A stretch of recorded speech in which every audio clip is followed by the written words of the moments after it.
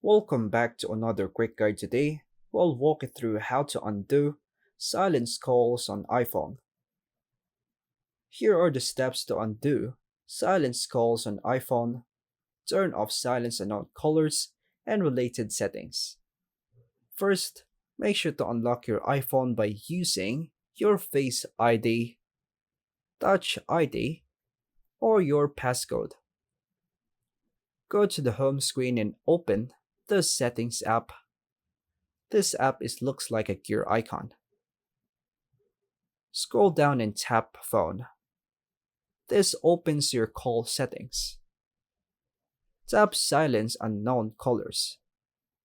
This is the feature that sends unknown numbers directly to voicemail. Toggle off Silence Unknown Callers. This will allow all calls, including unknown numbers, to ring normally. Go back to the phone settings. Tap the back arrow to return to the main phone menu. Tap Call Blocking and Identification. Make sure you don't have any third party call blockers enabled that might silence calls.